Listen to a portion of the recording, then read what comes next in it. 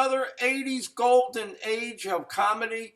I'm your host, Bruce Starr. We've done some great shows in the past year, learning some incredible insights about comedy and comedians and the life of comedians. And today's going to be a very different kind of show because not only do I have a comedic performer, but I have someone who has psychic powers and is a medium, and I can't even start to introduce him properly, so I'm just going to bring him on. Artie Hoffman, welcome to the show. Great to have you. Well, thank you so much. I appreciate being here. And yeah, everything's been going really well. And I'll explain a little bit about myself. Well, I'll explain a lot of bit about myself. Great. So let's start with this. Where were you born? Where were you brought up? What was life like in your family that, kind of, a lot of the guys have different kind of challenges that get them for releases with comedy and being a comedian. What was your life growing up? Whole life was about being a comedic, about being fun. But I wasn't even trying to be funny. It was just my family shtick. It was my family humor. And, I didn't realize that I was a class clown until I went to my high school reunions, to be honest with you. People would, come up to me, and my wife, who was my wife at the time, they would say, "Oh my God, Artie was so funny," or "Oh my God, you were so funny," or "Oh, Artie was known as the class clown." I never even realized that. I was just me being me. And so yeah, I was just being me. I was never, no one, not, I was never trying to be somebody who I'm not. And my whole family was like that as far as being quick wit. You can never finish a full thought without somebody intervening to say something funny about whatever it is you're talking about. And, it was just the way of the world with my family, and just one uncle was funnier than the other. And like I said, my immediate family, we all had a good sense of humor. And you know what? To get through life, you need a good sense of humor to get through life. Otherwise, it's just going to eat you up. That's for sure. But you not only are a funny guy, you have some different kinds of skills and abilities. Tell us about that. Yeah, I'm a psychic. I'm a medium. I'm a life coach. People call me their psychic therapist. And I didn't go to college, at all. I mean, I did write a book called Angels and Answers. And in my book, it said, I went to the University of Maryland and Boston for 2 years, but that was just to visit my friends. And Ah, I went to and Northeastern in Boston. you did. That's where my friend went to. That's funny. Yeah, my friend went to Northeastern. So actually, one was Northeastern and one was University of Boston. Yeah, BU. Yeah, I Yep. mean, we intermingled socially whenever we could. Yeah, and I remember it was a great time. I love the atmosphere. It's Boston's a really fun place, I think. You know, so Fantastic, I enjoyed myself fantastic. there a lot. But yeah, so nobody in my family has what I have as far as having this psychic. I mean, there are people who are intuitive. I have family and friends.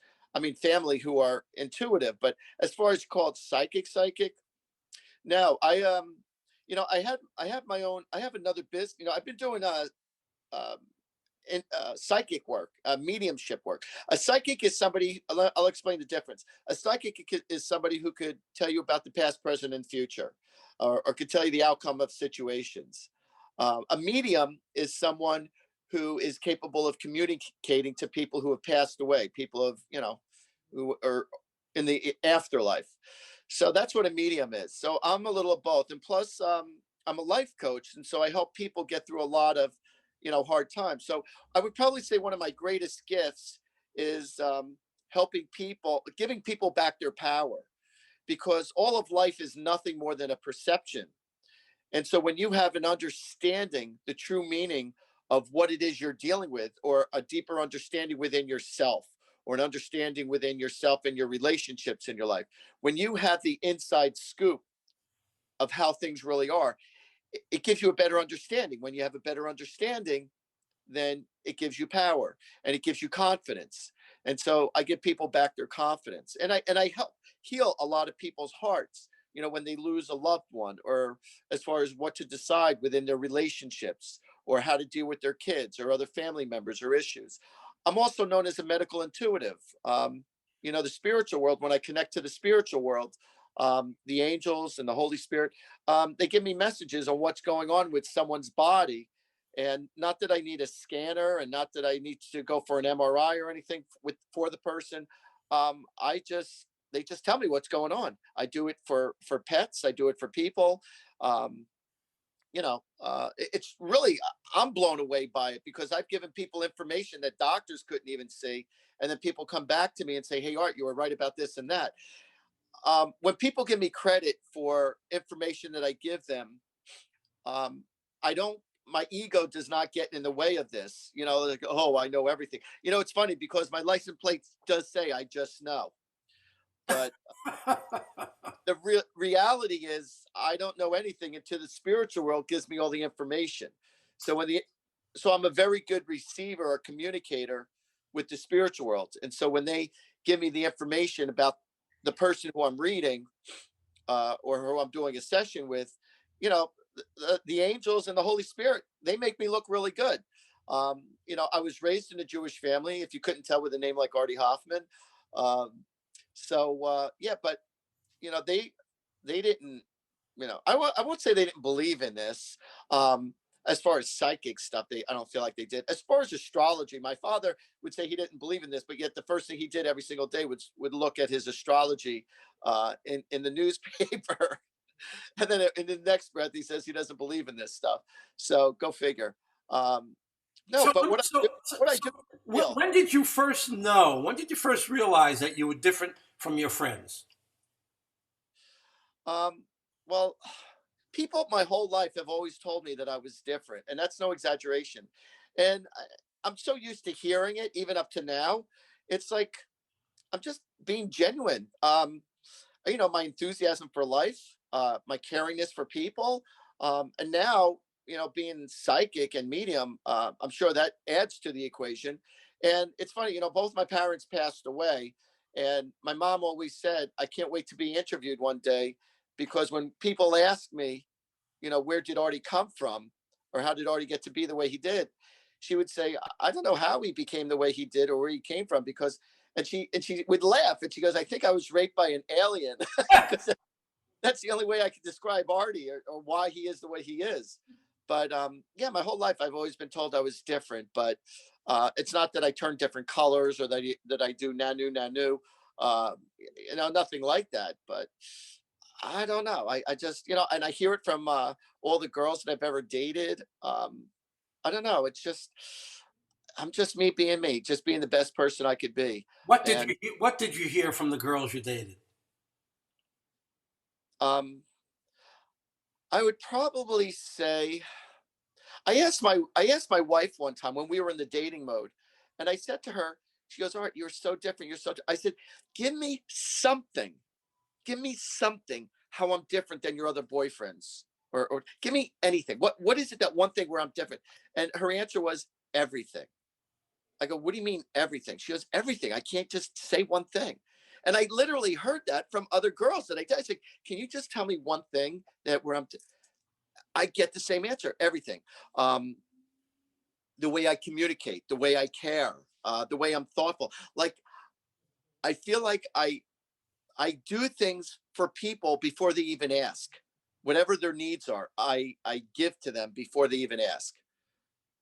So I think that's probably, I think every girl would want to have that in a guy. yeah. And it's like I fulfill girls' needs before they even ask, literally on every level you can imagine. So the thing is, so you could easily say, well, then how come, I'm not married right now? And to be honest with you, I have been married 3 times and then divorced 3 times. But the reason is because I spiritually grow so much. And 98% of my clients are women. So I need to be with a girl who's very secure, who trusts me. And there's nothing not to trust me about. It's just, but I am appreciated by lots of different women. I don't mean to sound like I'm a Casanova, or I'm a gigolo, because I'm not. I don't care what my wife say. No, Yeah. no, but I'm really not. And so, but when you're getting constant appreciation and attention from other women, yeah, you have to be pretty secure in yourself. And so it's very annoying for me. And I hate justifying, because there's nothing to justify about it. But I don't know. It's just, it is what it is.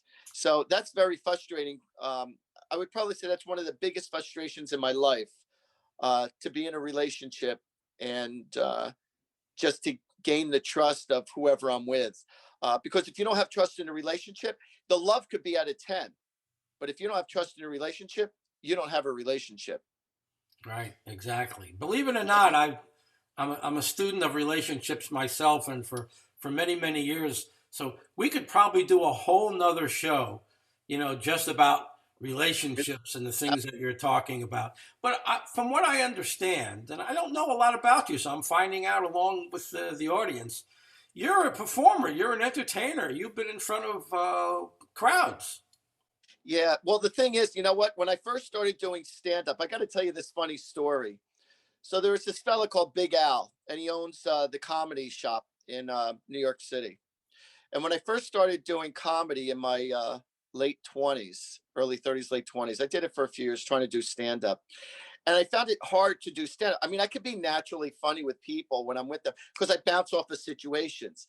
But to be funny on stage is a different story. And so Al said to me one time, when I got there before the show started, I was helping him out around the office or whatnot. And he looked at me, he goes, Art, he says, you'll never make it as a stand up. And I started to laugh. I go, why? He goes, you got too much going for you. He goes, you're too happy. You need more misery in your life if you want to make a chance at being a good stand up comic. And I thought it was pretty funny because he was actually very complimentary to me and other things that he said to me. He goes, you'll never make it. He goes, you're too happy.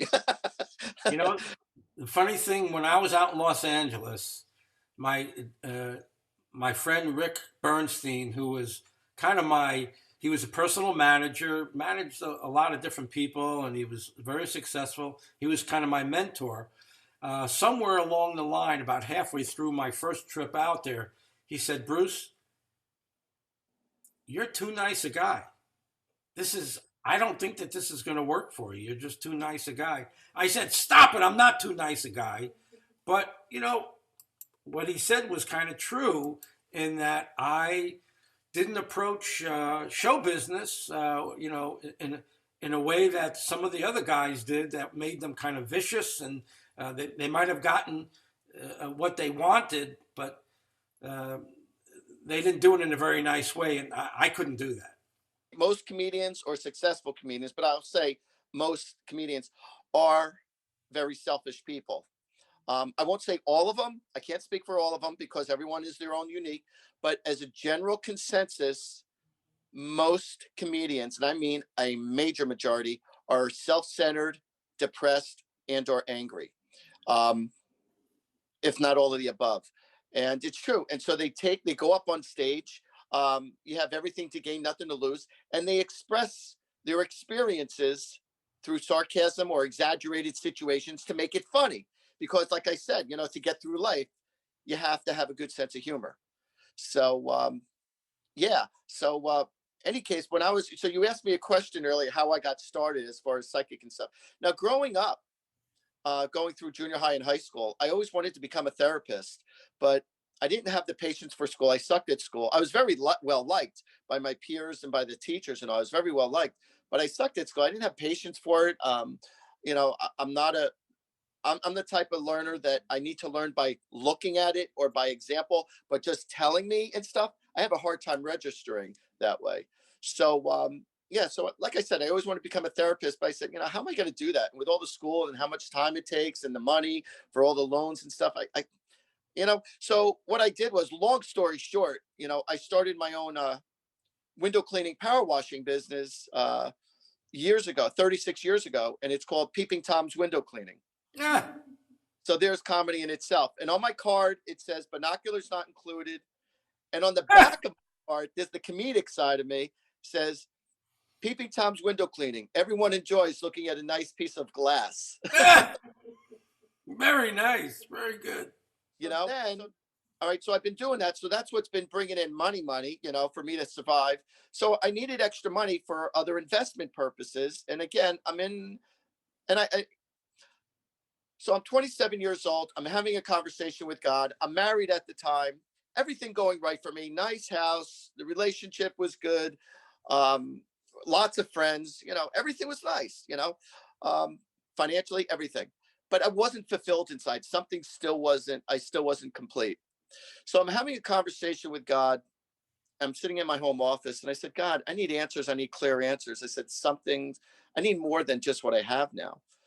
And anybody who is looking at me would say, all right, you're pretty selfish. You want more than what you already have. And it's like, I wasn't fulfilled enough. So I go into my kitchen and there's junk mail. There's, a bunch of postcards and junk mail. And normally I just throw it out because I don't have patience for it. But I'm looking through this junk mail and there was a postcard that said, how would you like to develop your psychic ability and intuitiveness? Come to the Edgar Casey Foundation in Virginia Beach for this one weekend seminar. Wow. So I'm looking at it. I said, wow, I didn't know you could learn how to do this. I thought either you had it or you didn't. So I wasn't looking at it like it was the answer to my prayers. I just looked at it. I go, oh, this looks like something fun. So I asked my wife, who was my wife at the time, I said, this looks interesting. You want to go with me with this? I said, it looks pretty cool. She goes, I don't give a crap about that. She goes, you can go if you want. She goes, I'm not interested. Hence why she became my ex-wife. Ah. No, but the problem in my relationships, I'm skipping over for a second, is that my spirituality started to grow. So my popularity started to grow. So the problem was the women in my life felt like I wasn't giving them enough time, which I felt like I was because every day I was with them and I gave them my time as much as I could. I always took care of them, provided also besides being emotionally what I felt was available. But any case, so here I am, I'm at this seminar and they taught you how to be 100% unconditional with your thoughts and your gut feelings. That's what a psychic is. A psychic is when you get a gut feeling, you don't judge it, and you just share your thoughts with the other person. And don't worry about being right or wrong. So I would, so they broke us up into groups. So they got you in that spiritual mode. There's about 50 of us in this one large room at the seminar from all different parts of the country. And they got you into this Zen, into this mode. And then they broke us up into groups. And so they said, whoever you're with, just share your thoughts. Don't worry about being right or wrong. Don't worry if you don't understand it or they don't understand it. Because sometimes it's not until days, weeks, or months later that 2 and 2 equal up. Sometimes it's a year or two later, but just share your thoughts. Well, people were telling me how accurate I was with my thoughts. And I was so excited that I was able to tell people about themselves who I never met before. I was like blown out of the world. And it's just little stupid stuff, but it was something. And I was saying, wow, this is so cool. So I got so excited that something like this existed. So I went home and I got myself a deck of spiritual cards. And I was reading for friends and family for the next few years. And again, people were telling me how accurate I was. So um, I got to a point in my life, I was about in my early 30s. And I'm sitting on my couch and I go, what can I do to earn some extra money? And I said, you know what? I know how to do readings. So I threw an ad in the paper and it said, if I don't pull through, no charge. Because I didn't want people to think that I was trying to take advantage of them. And I would feel bad for taking people's money if I didn't pull through for them. So people, because I'm asking for more money than I've ever made before in my entire life, you know. So 90% of the people paid me. Word spread, people were recommending me. And then I started doing what's known as Artie parties. People hire me. People hire me. I go to their homes. I read for their friends and family. And I told everybody, I said, record all the sessions.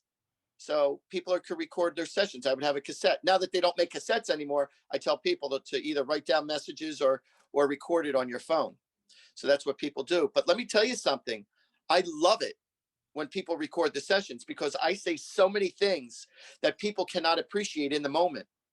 And then when they re-listen to it, days, weeks, months, even years later, they re-listen to it so many times. People have said to me, Art, you gave me names, dates, timing, everything was right on the money. I don't remember what I say to people at all. And like I said, I have a hard time taking credit for the information I give to people because I give all the credit to my angels because we all have guardian angels with us 24/7, at least two of them. So it's between my prayers to God, to the Holy Spirit, to the angels, to the saints. And I just say thank you for all your wisdom and for all your loving white light and protection. thank you for helping me heal so many people. Thank you for putting me in this position. And it pays pretty well. I make a living at it. And people will ask me, well, Art, if you have what's known as God's gift, and it's the spiritual thing, then why do you charge people? So the reason why I charge is because it allows me more time to take care of the public. So if my life is well provided for doing what I do, that means I could do what I do on a more full-time basis. If I charge nothing or next to nothing, that means I have to get another full-time job, which I do. I do have my other cleaning business. It does provide me a good living. Um, but that means if I didn't charge what I charge, not that I'm exuberant, I'm not. I feel like my prices are extremely fair for the general public. And it allows me to do this on a full-time basis. So I'm more accessible and available to the public to be able I, to help out I, people. I think it's very unfair for people to say that. I think it's very not knowing and not educated people who just are asleep that would say something like that. So I certainly wouldn't let that bother you. We all come here with skills and abilities, and we all know that people don't appreciate anything that's handed to them for free anyway. So I think you're doing just great, and I wouldn't put another thought to what you were saying. I do explain to people every now and again when somebody does ask. And sometimes because of people's religion, they say, oh, what you do is the devil's work, or what you do is negative, and oh, that's evil, that's bad. And so I tell people, I've literally read for over 32,000 people in my career, no exaggeration. Been doing this for over 32 years now. So I tell people, if you're saying what I do is the devil's work, then I need to shake his hand and thank him, because he's helped me help the public. I've healed thousands of people emotionally, spiritually, physically. So, but in reality, I do everything from the white light, from the best of intentions. And there are there people who do what I do to take advantage of people or to manipulate people. Unfortunately, yes, but I'm not one of them. So, but I always tell people that if anyone ever, you're ever going for a reading, if anyone ever tells you that somebody put uh, the eyes on you, or somebody put a negative stigmatization on you, or somebody put a cloud on you, or just get up and walk away, because it's the person who told you that is the one who did that. Because what they say is, for thousands of dollars, and they give their price, whether it be 700, 2,000, 5,000, 20,000. There are people like that they say, oh, somebody put a curse on you, so that's why your love life sucks, or that's why your finances suck. So that when somebody like that tells you that, they plant a seed in your head, which then becomes a self-fulfilling prophecy, which makes you more vulnerable, which makes you more dependent on them. So I tell people, it's not that anybody put a curse on you. It's just the person who told you that you need me to help you release this curse so that your life could start getting better. But it's just about making healthy choices about yourself. And that's where I give people back their power. So when I tell people a different perspective about themselves or about life, it makes them feel better about themselves, which gives them a healthier choice, which then, they have a better lifestyle or a better quality of life. And so I'll give you a perfect example. A girl comes into my place, and she said to me, she goes, Art, I've been thinking about you every single day for the last 2 years. So I was flattered, and, it made me laugh. And I mean, not that I was sexually attracted to her, but I just said, all right, so why were you thinking about me every day for the last 2 years? She said, I came into your place 2 years ago, and you read for me right here at your kitchen table, and you held my hand. And the moment you held my hand, you started singing the song by AC/DC, Highway to Hell. I'm going to Highway to Hell. And you said to me, you looked at me and you said, I'm doing something I should not be doing right now. And if I don't stop, I'm going to get caught and I'm going to get thrown in jail. And so I heard what you said. And a week later, I did not pay attention to what you told me. I did not pay attention to it. And a week later, after the reading, I got caught doing something I should not be doing. And I got thrown in jail, and I was there for 2 years. And Whew. every day I woke up thinking, why didn't I listen to Artie? Why didn't I listen to Artie? So do people have a chance to make healthier decisions? about their life, about their relationship, about their health. Yes. Um, so I'm put in that position to help people to make healthier choices. But the thing is, you have your ego and you have your soul. Your ego wants what it wants. All right. And the soul inside is saying, but you know it's not healthy for you. Or why are you doing this? But your ego is saying, but I love this. It's like your cocaine. It's a habit. It's something that emotionally feeds you. Inside, it's killing you like a cigarette. It makes you feel good in the moment when you're having, a cigarette. It makes you feel good emotionally. And that's why people do what they do. It could be a bad relationship. It could be the sex. It could be I'm not alone. It could be financial. It could be whatever reason. But the ego is convincing you, you'll deal with it. It's not so bad. It's okay. But your soul inside is screaming, but I'm not happy. And this isn't right. I know it's not right. But your ego, unfortunately, is stronger than your soul most of the time. But if you're listening to your soul, if you're really listening and pay attention to your soul, you're going to start to make the right moves. And so, when your body will start to react in a health wise when you are not listening to the better side of yourself. Your skin will break out. You'll have heart disease. You could get cancer. You could get anything wrong. Your body will respond and react when you're not going in conjunction to what's not right. So your body reacts to your soul. So it's interesting. So one of my friends who's very knowledgeable, he's a doctor, he's a clinical doctor, he's a gastrologist. And at nighttime, he would teach about spirituality. And so even though he was raised to be black and white, raised to be very analytical, he's a doctor, they're always thinking everything's in black and white, you go by the book, whatnot. But then he knew that there was something different spiritually. And him and I would have a lot of theology talks about life, about God, and all this other stuff. So he said to me, he goes, Art, he goes, one of my students came up to me and asked me this question. Is the mind, body, and spirit one, all as one, or are they separate? And he goes, what's your thoughts on that? And in the moment, I did not know the answer. And so I sat back and I meditated for about 30 seconds to a minute.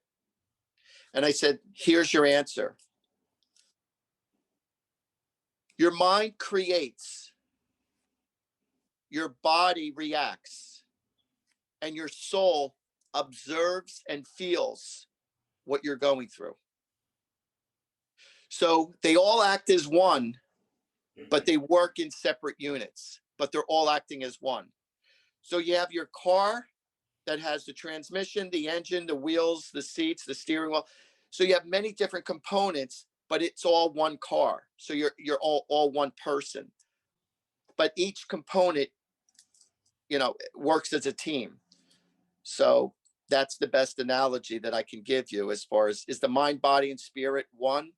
They act for one as one, but they all have their own separate responsibilities or duties or whatever you want to call it.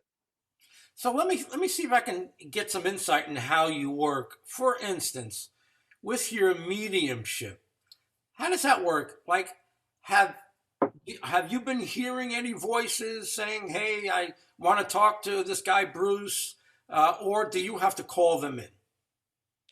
Well, how I do it personally, um, when I do private readings, because I read over the phone or I Skype, FaceTime, or people come see me in person, and I tell people, show me a picture of that person who you want to communicate to.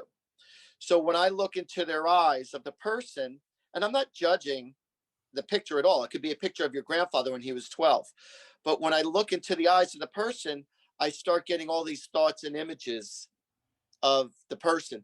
I don't always need a picture though. Sometimes they just naturally pull through. So when I'm doing live shows, or I have a Facebook live show that I do every Sunday night, it's called Angels and Answers.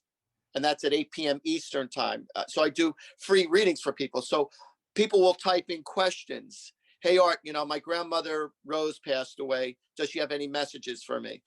So my assistant will read me whatever messages are coming up. I just look at the camera. I'm not looking at everything because I need to focus. So when I hear my assistant, Mona, I call her Mona Lisa. When she reads the questions off randomly, I instantly get in that mode and I start delivering a message because they are giving me the relationship and the name of the person. And I don't know anything else. And then I just focus on them and then I just say whatever comes to my thoughts in the moment. But when I'm doing something cold reading and they're not giving me any information, their names will come up, their situation will come up. They'll tell me what's going on with the person. Every single every single reading is different. There's no such thing as protocol. There's a different energy when you use it psychically to get information about someone's life, or you're connecting to the other side. You know, uh, communicating to the dead, as you might speak, but they're really not dead, but their body dies. So it's not you. It's not your body that is you. Your soul is you. Your spirit and soul is you. And so what happens is that when your body retires, your soul will lift up out of your body and go into a different dimension. So when you say somebody passed away or somebody died, it's not the person that died, it's the body that died and the soul. So, your parents who passed away, or your loved ones, their soul went into a different dimension. So I communicate to the soul and they give me all this information. So can I put you to the test? Because both of my parents have passed, and both of my wife's parents have passed. Is this fair to say? Can I put you to the test here and see if anything comes to you? Okay. All right, let me just see what I get.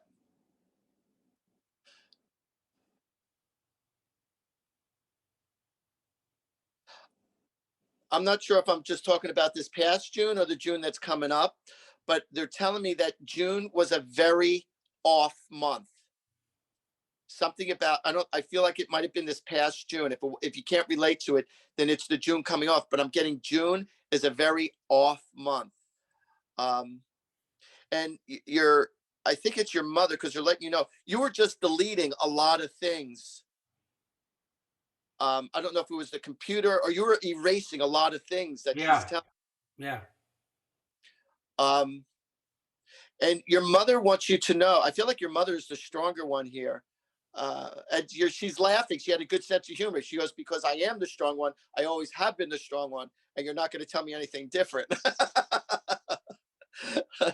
um, let's see. Hold on a second.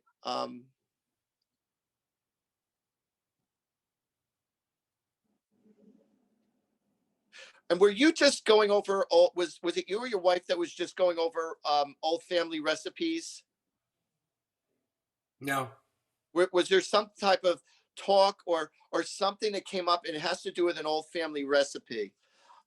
So again, then this is something that's to happen. There's something about the cooking or the food, and it's going to be brought to the attention of with the family recipes. And I'm also getting that I believe your wife has the ring of her mother. Um, but I feel like she has a ring of, it's either her mother or her grandmother. I feel like she has a ring. She's Um, sitting behind me. She's saying no. You're saying no to that, honey? And you said something about the recipe. Were you Yes, the Bubba's chicken. Bubba's chicken? But that's not your mother's recipe. Well, it was kind of sort of like it. Oh, okay. All right. It reminded me of my mom, and I kept saying that at the table. All right. Well, we'll get. Yeah. All right. There's then, there's something else. Go ahead, Artie. okay. And also I'm getting it's either you or your wife who journals a lot. I'm getting like you're journaling, or it's either your mother journaled a lot and or used to write incredible letters, loving letters, or journaled. I'm seeing a lot of writing going on about feelings or expressing feelings or talking about the past, but I'm seeing a lot of writing going on, journaling your thoughts and your feelings. Um, was this you or your wife, or this is Me, something that mothers? me. I'm the writer. All right, because I'm seeing lots of journaling going on and talking about your past or your feelings, or hold on.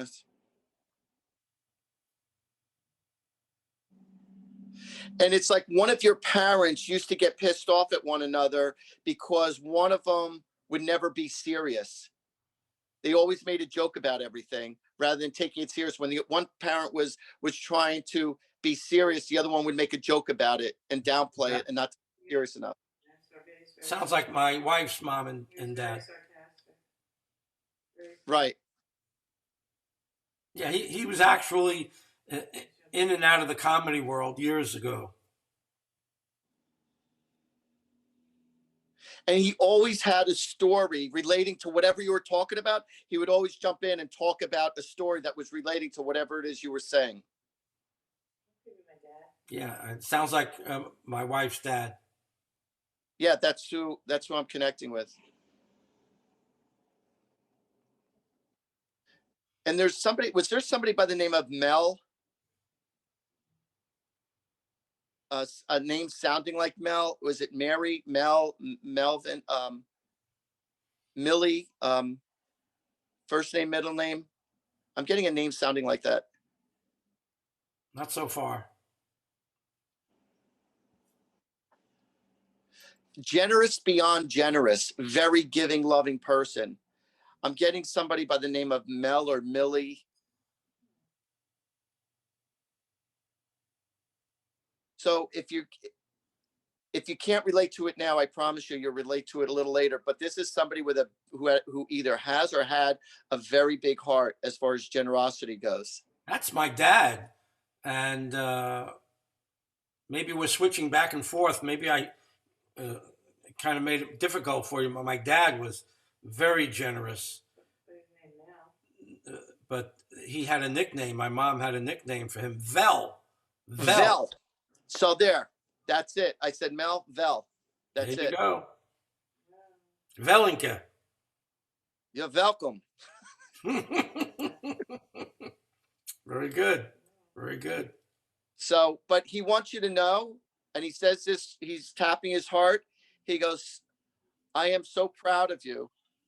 He goes, both your mom and your mom and dad are very, very proud of you. They love you. They're happy for you. Keep doing what you're doing.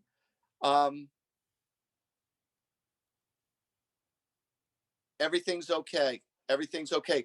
Always, one of your parents always like to try to give you encouragement.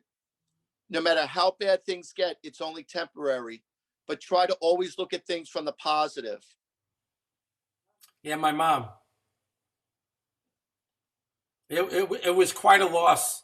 I lost her half a lifetime ago, and it was quite a shock and a loss when I lost her. Was there somebody who you lost in the month of June though? Because I'm getting like a really super strong setback in the month of June. The only thing I could think of is, and you might be able to relate to this depending on your age. Have you heard of Sonny Fox on Wonderama? Yes. Sonny became friends of mine, and he just passed away a couple of days ago. But his birthday is in June, and it was always something I looked forward to, celebrating his birthday in June, and he just died on Sunday. So that might be it. So that's it. And I'm seeing a devastating blow. It has to do with June. And so this June it's an emotional strong attachment. So that totally makes sense to me. I'm not trying to justify or anything. It's just, but you put the pieces of the puzzle together. So I give people information, but this is exciting. This is very exciting that you're able to put two and two together, you know? Yes. It was so funny. I'm going to tell you a cute joke. It has nothing to do with anything, but I'm going to tell you two cute jokes. So one of my Jewish friends, he was acting like he was an old Jewish salesman. And he goes, Artie, he goes, you look like a nice guy. Listen, 2 + 2 = 4, but for you, we'll make it 3. So there was this other joke. I mean, I got a million of them. Ha, cha, cha, cha, cha. No. So there's a funeral going on. In this, a funeral going on in the cemetery, and those metal poles that draw down the casket. Yeah. So there was a tornado going on during the funeral. The winds actually took the casket off of the silver thing, and it was up on top of a hill. And so the casket's rolling down the hill, rolling down the hill, rolling down the hill, rolled across the street right into the pharmacy. The guy gets up out of the casket. He says to the pharmacist, he goes, "Excuse me, sir, do you have anything to stop my coughing?" That is cute. That is cute. So is there any other way that you would like me to ask you to show your stuff? Because this is going to be a nice vehicle for you. Is there anything else you'd like to share with us before we go? As far as, well, like I said, I do my Facebook live show, Angels and Answers, every Sunday night, 8 p.m. Eastern time. And I give my time for free for an hour. And, I connect to people's loved ones. I joke around. I also have a book that you're going to swear I wrote this book just for you. And I mean that. I really mean that. You're going to have a lot of aha moments. I explain about life, about God, about relationships, and on a very deep level. But I explain it very simplistically. Like, I give a lot of quality answers that totally makes sense.